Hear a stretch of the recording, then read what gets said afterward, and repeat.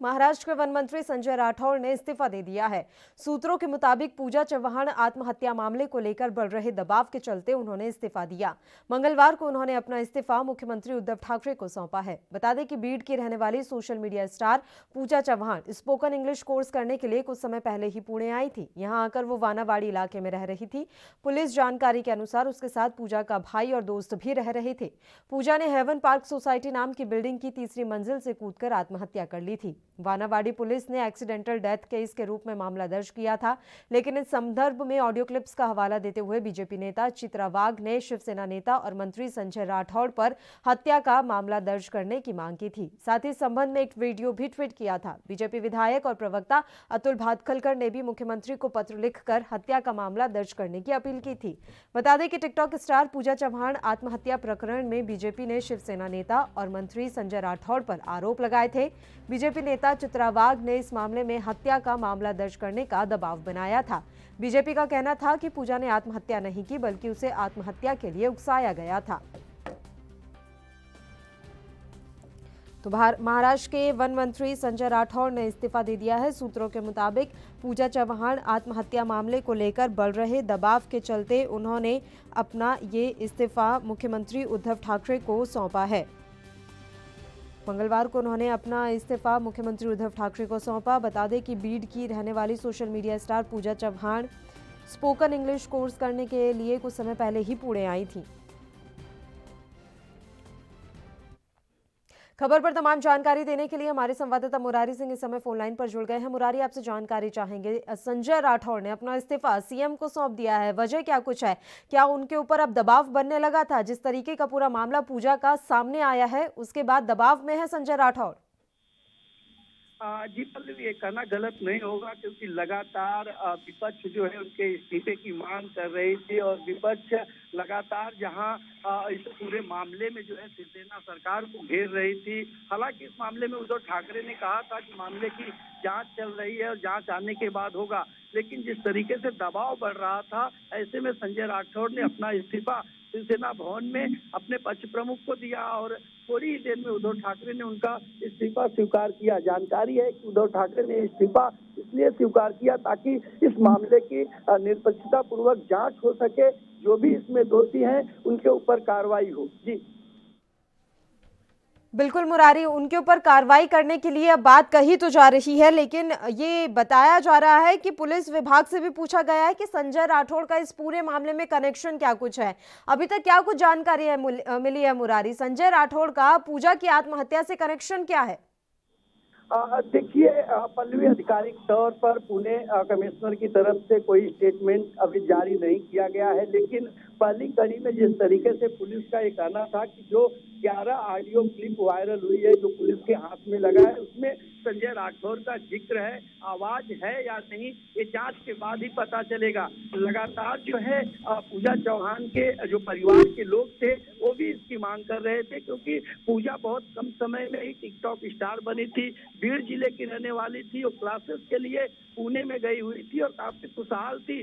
सुबह के वक्त अपने परिवार के लोगों से बात की थी, तो आखिर उसने ऐसा कदम क्यों उठाया, और ये सब चीजों की पता जानकारी के लिए पुलिस उन तमाम पहलुओं को भी खंगाल रही है, चाहे वो मोबाइल सेल फोन हो या उनके ट्विटर अकाउंट हो, फेसबुक अकाउंट हो, इंस्टाग्राम हो, या फिर उनके संपर्क में जो लोग थे जिनसे 2-4 दिनों में वो बातचीत की थी और उसमें संजय राठौड़ की क्या भूमिका है, उसे भी जानने की कोशिश की जा रही है। जी बिल्कुल, बहुत बहुत शुक्रिया मुरारी, आप हमारे साथ जुड़े तमाम जानकारी देने के लिए। और इस समय भारतीय जनता पार्टी से कमलेश जी हमारे साथ जुड़ गए हैं, उनका रुख कर लेते हैं। कमलेश जी, जो ये पूरा मामला सामने आ रहा है पूजा आत्महत्या केस का, उसमें संजय राठौड़ की क्या कुछ संलिप्तता बीजेपी को लग रही है?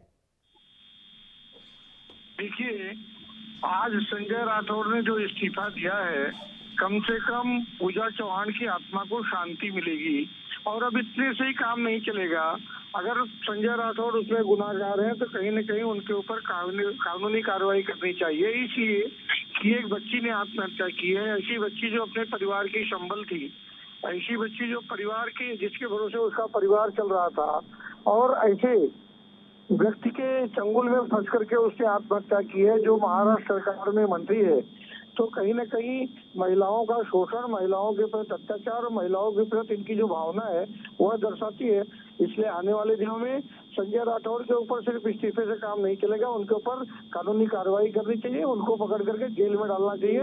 यह भारतीय जनता पार्टी की मांग है। किसी तरह के संबंध होने की कोई शंका यहाँ पर नजर आ रही है कमलेश जी, कि पूजा चौहान का कोई संबंध था राठौर जी से? ठीक है, पूजा चौहान का जो ऑडियो रिलीज हुआ है तो लोगों के बीच में जो संदेश गए हैं उससे तो सीधा साबित पड़ता है ना, साबित होता है कि संजय राठौर जी का कहीं न कहीं उससे सीधा संबंध रहा है। और जहां तक आत्महत्या की बात होती है, आत्महत्या का कदम कोई कब उठाता है? जब बहुत सारी उसकी समस्याएं गंभीर हो जाए, उसकी बात सुनी नहीं जा रही हो, उसके साथ कोई अन्याय हो रहा हो, तब जाकर के ये आखिरी कदम होता है आत्महत्या का। अगर किसी महिला ने, किसी बच्ची ने और किसी ऐसी महिला ने जो अपने परिवार की संबल थी, अपने परिवार को चला रही थी, उस महिला ने इतना बड़ा कदम उठाया है तो कहीं न कहीं उस महिला के साथ अन्याय हो रहा होगा, अत्याचार हो रहा होगा, इसलिए उसने ऐसा कदम उठाया है। इसलिए आने वाले दिनों में हमारी मांग यही रहेगी कि ऐसे व्यक्ति के ऊपर जिन्होंने उसको मजबूर किया है, ऐसी बच्ची को जो परिवार को अपना चला रही थी, ऐसी जिसको उसको मजबूर किया आत्महत्या के लिए, उसके ऊपर कायदेशीर अब कानूनी कार्रवाई होनी चाहिए। ठीक है कमलेश यादव जी, उन्होंने अपना इस्तीफा जो सौंप दिया है मुख्यमंत्री उद्धव ठाकरे को, हालांकि इस्तीफा अभी तक स्वीकार किया गया है या नहीं इसको लेकर आधिकारिक रूप से कोई जानकारी मिली नहीं है, लेकिन इस पूरे मामले में लग रहा है कि उद्धव सरकार ने भी कोई खास कार्रवाई की नहीं है अपने मंत्री पर। देखिए, अब ये 3 तिहाड़ी सरकार है। यह सरकार कहीं न कहीं अपने आप के दामन को बचाने के लिए संजय राठौर से इस्तीफा लिया, उसको मंजूर करना पड़ेगा।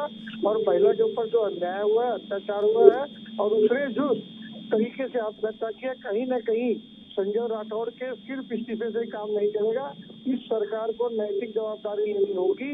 इसलिए नैतिक जवाबदारी लेनी होगी कि जो सरकार का मुखिया होता है वह अपने मंत्रिमंडल का भी मंत्री ने कोई गलत काम किया है या तो मंत्री को ताबड़तोड़ बर्खास्त करे या तो उसके जो भी काम उसने गलत किए उसकी नैतिक जवाबदारी ले।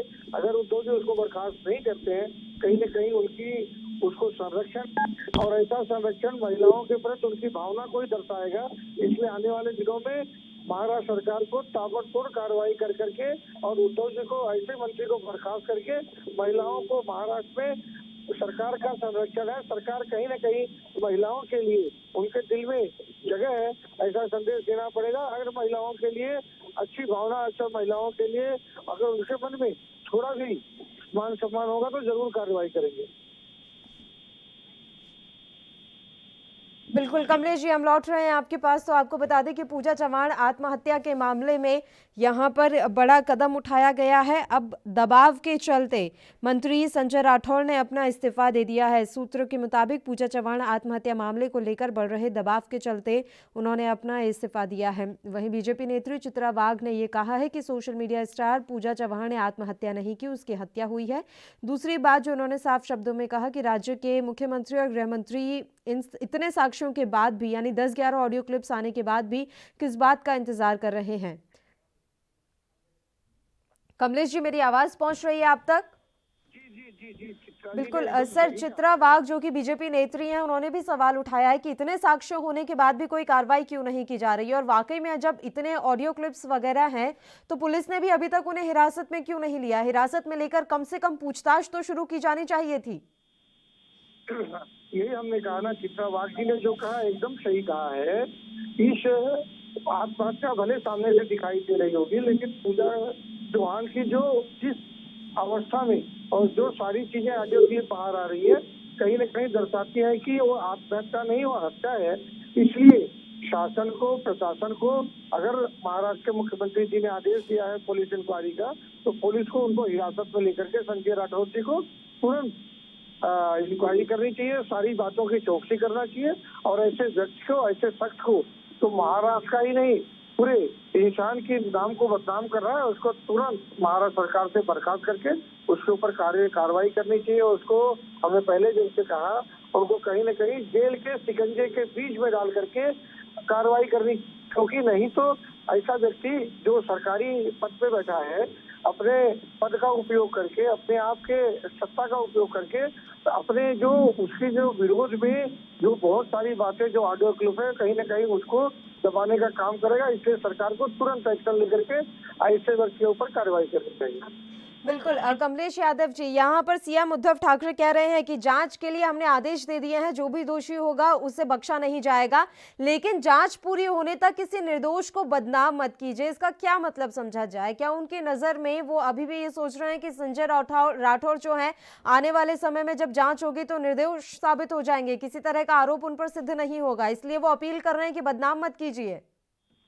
देखिए, अगर लगता है उनको कि संजय राठौर निराधार है, तो संजय राठौर जी को तब तक बर्खास्त कर दे जब तक वो सरकारी पद का दुरुपयोग करके अपने विरोध में जो भी उनके ऑथेंटिक डॉक्यूमेंट होंगे उसको नष्ट ना कर पाए। नहीं तो अपने पद का दुरुपयोग करके जो भी उस महिला को न्याय मिलने के लिए जो भी पुरावे होंगे, अगर ये नष्ट कर देंगे तो आने वाले दिनों में उस महिला की आत्मा को न्याय कैसे मिलेगी। इसलिए हमारी मांग है कि संजय राठौर जी, अगर सरकार को लगता है कि कहीं ना कहीं निरपराध है तो उनको बदनाम ना किया जाए, तो सरकार की जवाबदारी बनती है कि सबसे उन्हें पदमुक्त करें। अगर लगता है सरकार के साथ जो भी पुलिस यंत्रणा है सरकार की यंत्रणा है, सरकार ने उस यंत्रणा को ताबड़तोड़ एक्टिव कर करके उनके ऊपर आज एफआईआर रजिस्टर करिए, एफआईआर रजिस्टर करके उनको हिरासत में लेकर पूछताछ करिए। अगर वो फ्री हो जाते हैं, उनके ऊपर कोई दोष साबित नहीं होता है, तो आप फ्री कर दीजिए उनको। लेकिन आप इस केस में जो संदेह का लाभ है, आप उसको राठौर को नहीं दे सकते। संदेह का लाभ आपको कहीं ना कहीं पूजा चौहान को देना पड़ेगा। पूजा चौहान की हत्या हुई है आत्महत्या के रूप में, इसलिए उस महिला को न्याय देने के लिए कहीं न कहीं प्रशासन को कड़ा कदम संजय राठौर के इस्तीफा और उनकी हिरासत में लेकर पूछताछ से ही हो सकती है। ठीक है, बहुत बहुत शुक्रिया कमलेश जी, आप हमारे साथ जुड़े तमाम चर्चा के लिए। और इस समय वरिष्ठ पत्रकार राजीव रंजन जी भी हमारे साथ जुड़ गए हैं फोन लाइन पर, उनका रुख कर लेते हैं। राजीव रंजन जी, पूजा चौहान आत्महत्या मामले को आप किस तरीके से देख रहे हैं? क्या कोई बड़ा खुलासा इस मामले में होना अभी बाकी है? देखिए, अभी महाराष्ट्र के मिनिस्टर ने रेजिग्नेशन दे दिया है। जब उनका तार उनसे जोड़ा गया और ऐसा लगा कि कहीं ना कहीं इनकी उसमें कोई भूमिका है, ये तो जांच का विषय है।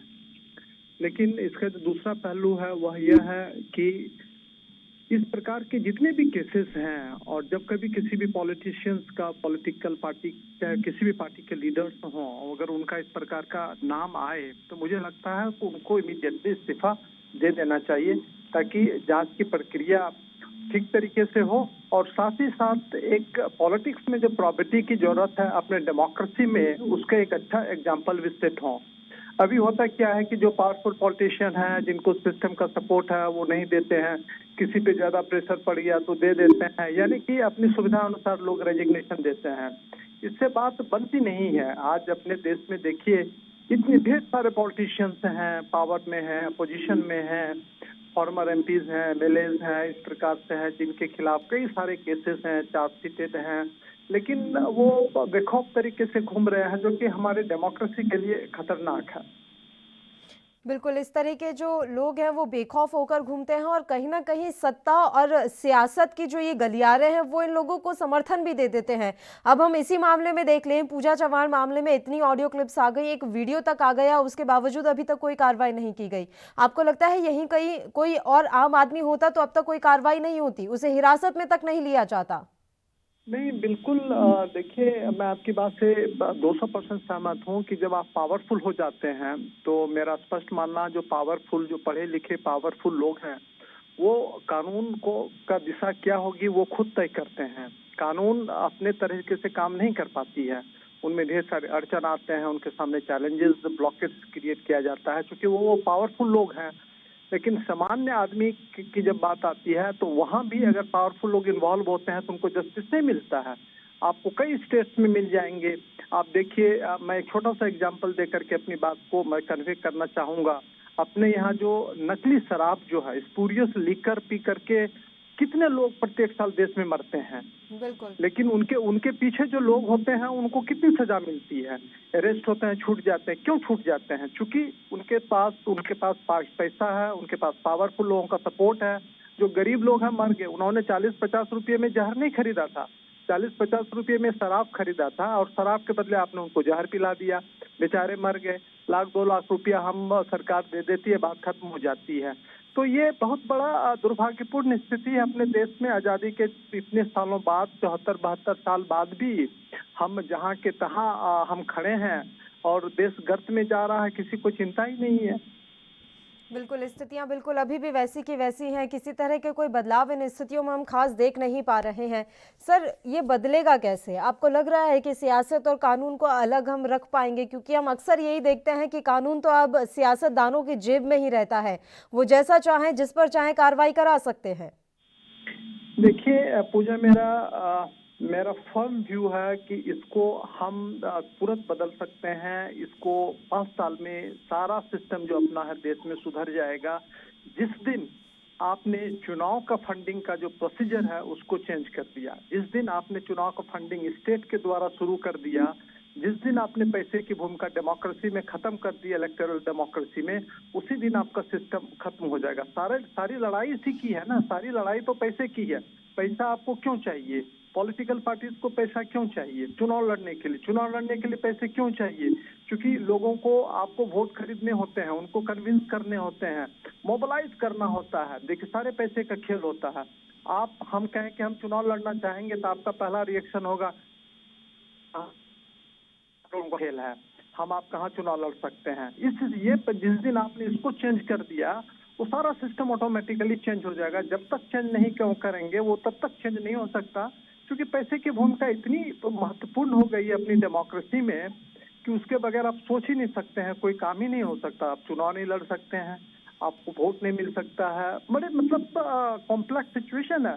उस दिशा में एक सार्थक प्रयास होगा अगर हम इलेक्शन की जो फंडिंग है उसको हम स्टेट के द्वारा करें। कई कमीशन की रिपोर्ट भी आई हुई है, कई नेताओं का मानना भी है कि अपने देश में इलेक्शन की फंडिंग स्टेट के द्वारा होनी चाहिए, ताकि जो दूसरे जो रिच लोग हैं, जो पैसे के बल पर अब पावरफुल बन जाते हैं, जो इन्फ्लुएंस करते हैं वोटर्स को किसी न किसी तरीके से, चाहे एल्योरमेंट्स दे करके, एक फॉल्स नैरेटिव तैयार करके उन सारी चीजों को रोका जा सके। उस दिशा में अगर हम प्रयास नहीं करते हैं तो फिर चीजें ऐसे ही रहेंगी, इसमें कहीं कोई बदलाव नहीं होगा। इतने सारे रिच लोग लोकसभा में, विधानसभा में आते हैं, कितनी दफा उनको आपने डिबेट में पार्टिसिपेट करते हुए सुना देखा है? नहीं के बराबर। फिर वो क्यों आते हैं चुन करके? बिल्कुल बड़े सवाल हैं, क्योंकि सियासत कुछ इसी तरीके से होती है। राजीव रंजन जी, अब अगर हम ये देखें कि शिवसेना की छवि पर इसका क्या असर पड़ेगा? एक कट्टर हिंदुत्व वाली छवि हमेशा से शिवसेना की रही है, वो छवि भी अब धीरे धीरे जो है धुंधली पड़ती हुई नजर आ रही है। इस बीच उनके मंत्री जी का ये कारनामा, तो शिवसेना की छवि पर इसका क्या कुछ असर आने वाले समय में देखने को मिलेगा? और सबसे बड़ी बात यह है, भारतीय जनता पार्टी इस मुद्दे को कितना भुनाएगी? देखिए, मेरा स्पष्ट मानना है कि ना तो शिवसेना पे इसका कोई असर पड़ेगा, ना किसी पॉलिटिकल पार्टी के इस पर ऐसा असर पड़ेगा। आज की तारीख में आप बता दीजिए कौन ऐसी पॉलिटिकल पार्टी है जहां इस तरह के लोग सत्ता में नहीं है, एमपीज नहीं है, एमएलएज नहीं है। एडीआर की रिपोर्ट आती है, आप एडीआर की रिपोर्ट देख लीजिए।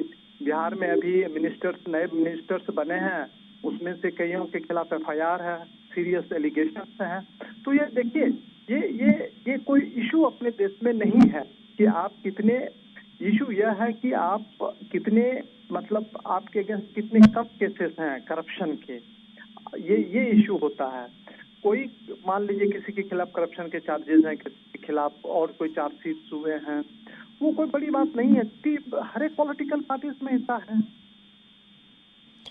बिल्कुल राजीव रंजन जी, शुक्रिया आप हमारे साथ जुड़े तमाम चर्चा के लिए। तो महाराष्ट्र के वन मंत्री संजय राठौड़ ने इस्तीफा दे दिया है। सूत्रों के मुताबिक पूजा चव्हाण आत्महत्या मामले को लेकर बढ़ रहे दबाव के चलते उन्होंने अपना ये इस्तीफा दिया है। मंगलवार को उन्होंने अपना इस्तीफा मुख्यमंत्री उद्धव ठाकरे को सौंपा है। बता दें कि बीड की रहने वाली social media star Pooja Chavan spoken English course करने के लिए कुछ समय पहले ही पुणे आई थी।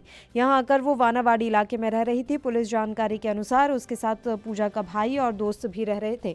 पूजा ने हेवन पार्क सोसाइटी नाम की बिल्डिंग की तीसरी मंजिल से कूदकर आत्महत्या कर ली थी। वानावाड़ी पुलिस ने एक्सीडेंटल डेथ केस के रूप में मामला दर्ज किया था, लेकिन इस संदर्भ में ऑडियो क्लिप्स का हवाला देते हुए बीजेपी नेता चित्रा वाघ ने शिवसेना नेता और मंत्री संजय राठौड़ पर हत्या का मामला दर्ज करने की मांग की थी।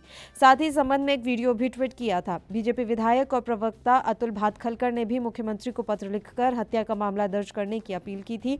बता दें कि टिकटॉक स्टार पूजा चव्हाण आत्महत्या प्रकरण में बीजेपी ने शिवसेना नेता और मंत्री संजय राठौड़ पर आरोप लगाए थे। बीजेपी नेता चित्रा वाघ ने इस मामले में हत्या का मामला दर्ज करने का दबाव बनाया था। रत्नाकर सिंह जी भी इस समय हमारे साथ जुड़ गए हैं, कांग्रेस नेता। रत्नाकर सिंह जी, पूजा चव्हाण आत्महत्या मामले को किस तरह से आप देख रहे हैं? मंत्री संजय राठौड़ की मुश्किलें अब कम नहीं होंगी और जिस तरीके के ऑडियो क्लिप्स उनके वायरल हो रहे हैं उससे तो साफ ही जाहिर हो रहा है कि कहीं ना कहीं वो भी इस पूरे मसले में दोषी हैं। कृपया लाइन पर बने रहे।